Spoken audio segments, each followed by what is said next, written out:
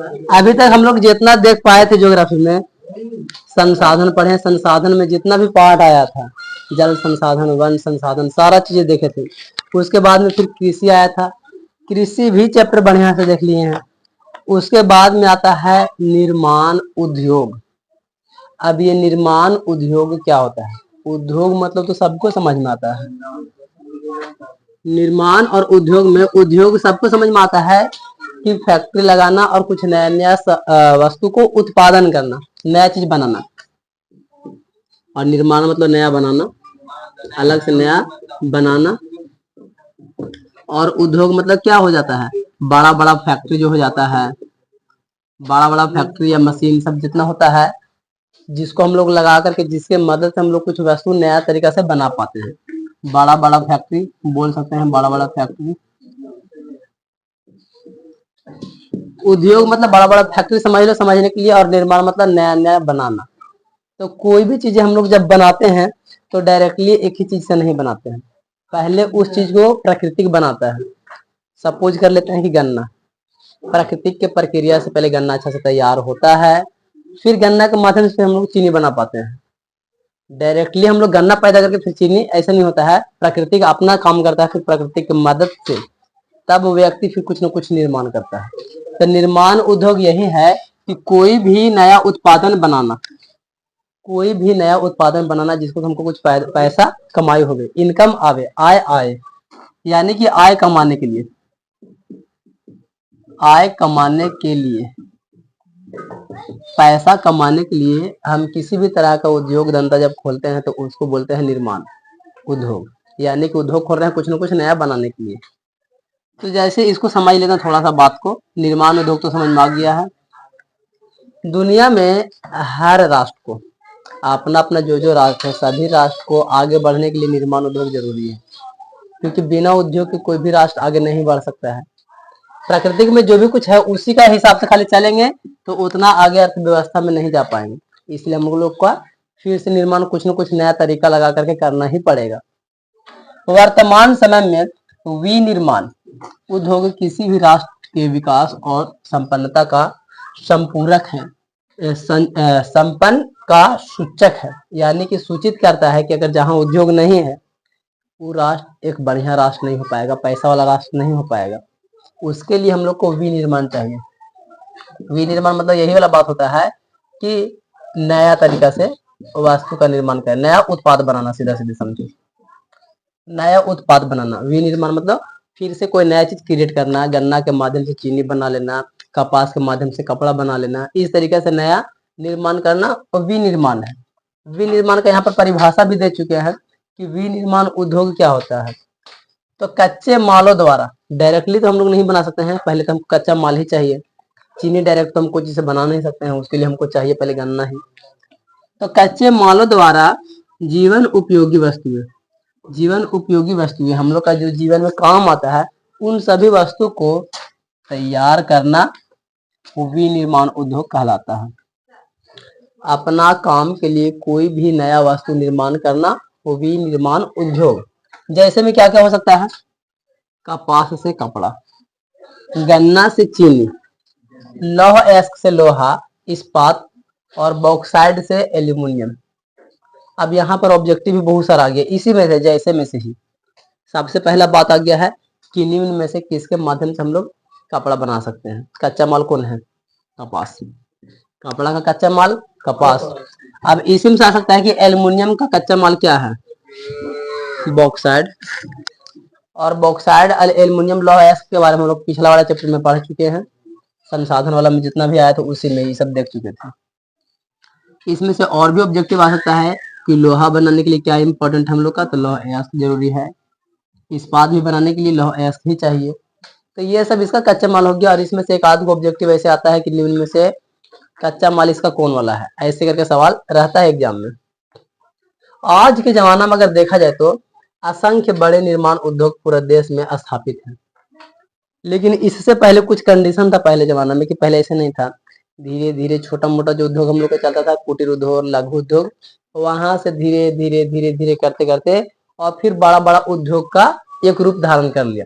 फिर 19वीं सदी में धीरे धीरे करके फिर बड़ा बड़ा फैक्ट्री वगैरह लगाना चालू कर दिया लोग। लेकिन उससे पहले क्योंकि सब मशीन वशीन तो था नहीं, तो उस समय में क्या चलेगा, कुटीर उद्योग चलेगा, लघु उद्योग चलेगा, वही सब चलते चलते फिर बृहद उद्योग हो गया, फिर ये सब आ गया है। तो निर्माण उद्योग आ गया जो नया नया चीज को बनाता है। और आज के समय में बहुत ज्यादा उद्योग है, असंख्य है, जिसको हम लोग गिन नहीं सकते हैं। जहां पर भी जाओ फैक्ट्री देखने को मिल ही जाता है, कुछ न कुछ नया बन रहा है। बर्तन बन रहा है, चीनी बन रहा है, चिप्स बन रहा है, आज के जमाने में कुरकुरे बन रहा है, छोटा छोटा चीज चॉकलेट वो बन रहा है। मतलब कि ऐसे ऐसे चीज जिसको से किसी शरीर का नुकसान भी पहुंच जाए, फायदा भी पहुंच जाए, और उसको मतलब नहीं है, बस उसको बेचना है, पैसा कमाना है, बस ये चीज है। बहुत सारा अच्छा अच्छा चीज बनता है, और कुछ चीज ऐसा है जो कि लोगों को और तबीयत खराब भी कर देता है, उसका लाइफ स्टाइल को खराब कर देता है। और वैसा चीज भी लोग निर्माण कर रहा है, और पहनता भी है चाव से भाई, जबकि फुल कपड़ा पहनना चाहिए लेकिन शॉर्ट पहनता है। तो अपना अपना शौक है, तो उससे समाज में एक अजीब सा धारणा क्रिएट हो जाता है। लेकिन वो सब चीजें कुछ सही भी है तो कुछ गलत भी है। तो विनिर्माण सभी जगह पर अमल कर रहा है, निर्माण उद्योग सभी जगह पर जा रहा है। तो खैर ये तो आगे था। आज तक जैसे कि जो प्रमुख है, जो दुनिया में बढ़िया बढ़िया उद्योग है, उसमें से प्रमुख रूप से क्या क्या है, इस्पात उद्योग, लौह इस्पात उद्योग, वस्त्र उद्योग, क्योंकि ये सब इंपॉर्टेंट है। लोहा तो चाहिए ही चाहिए हर देश में कोई ना कोई चीज बनाने के लिए, कपड़ा पहनने के लिए चाहिए ही चाहिए। चीनी उद्योग, सूचना और प्रौद्योगिकी उद्योग, सूचना पहुंचाना, ये सब चीजें करना, ये सारा के सारा चीजें, इतना सारा उद्योग हम लोग का पूरा सभी जगह पर लगभग लगभग ये शामिल है। आज के जमाना में हर देश में देखने को ये सब चीजें मिल जाता है। कपड़ा कौन देश में नहीं बनता होगा, तो फिर उन लोग पहनने का कैसे, दूसरी जगह से मंगाने पर थोड़ा खर्चा बढ़ जाता है, तो लोग अपने पास में ही निर्माण करना ज्यादा उचित समझता है।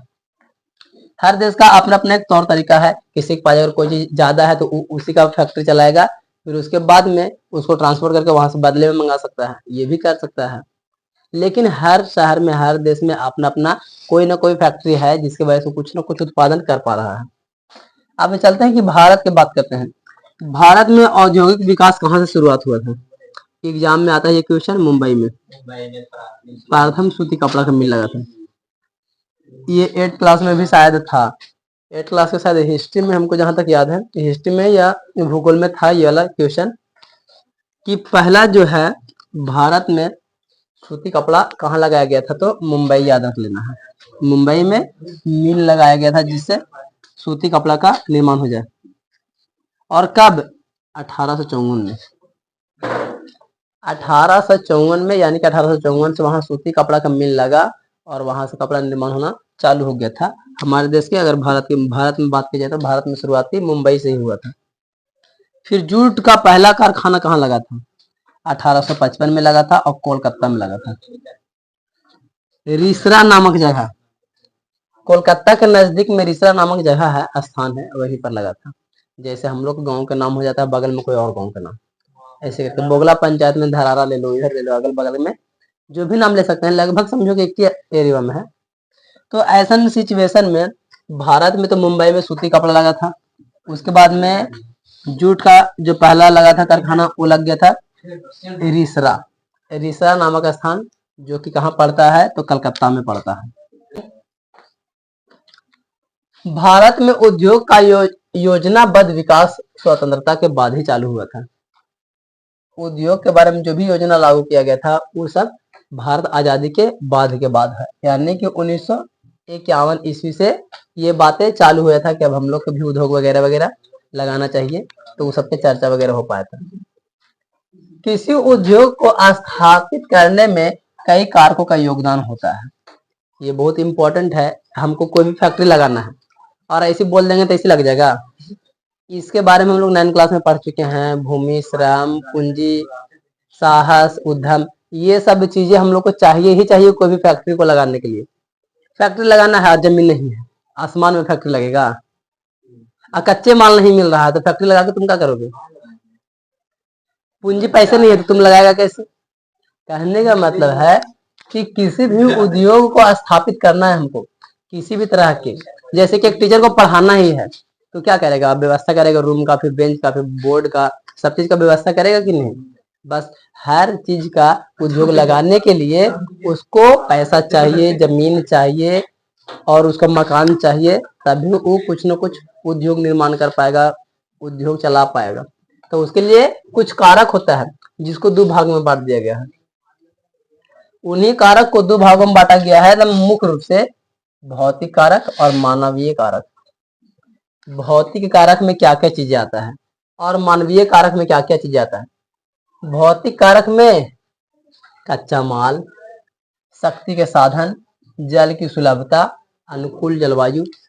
अब हमको भौतिक कारक में ऐसा चीज है जिसको हम लोग कच्चा माल समझ लो सीधा सीधी, कि जो कच्चा माल हो हम लोग का, जिसको से फैक्ट्री चले, वही नहीं रहेगा तो फिर मानव भी वहां पर कोई काम नहीं कर पाएगा।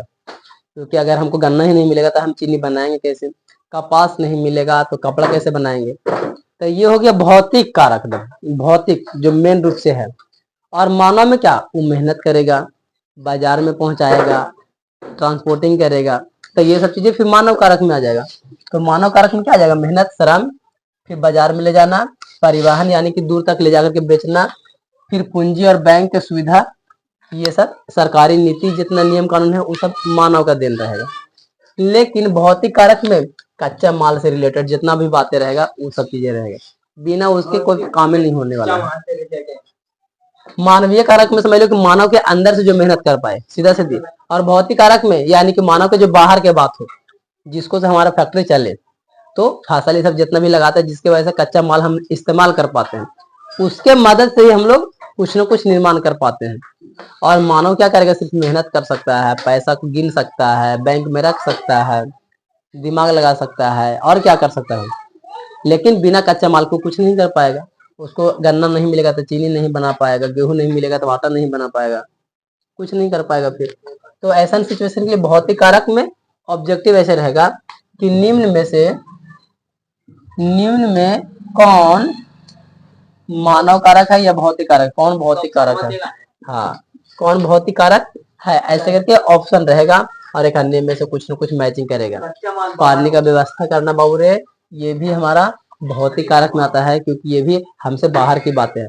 पानी नहीं रहेगा तो फैक्ट्री में जरूरत पड़ेगा तो कहाँ से लाएंगे पानी, पानी बिना काम में नहीं हो पाएगा।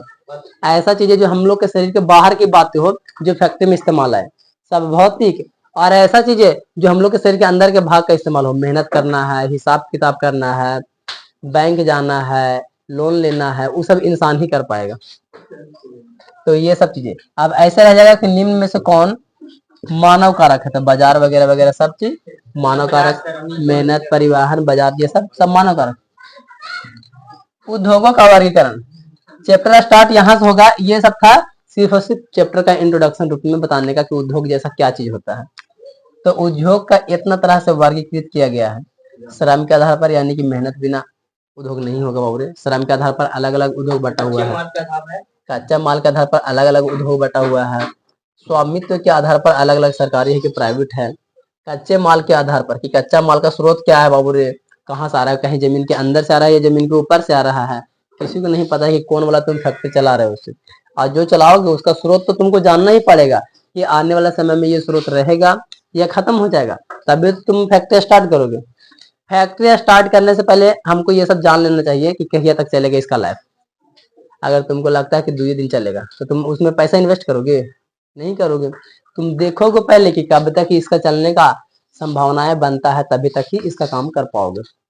ठीक है, तो इसके बाद में चैप्टर कल से चालू होगा एकदम बढ़िया तरीका से, यानी कि श्रम के आधार पर, कच्चा माल, स्वामित्व और कच्चे माल के स्रोत के आधार पर।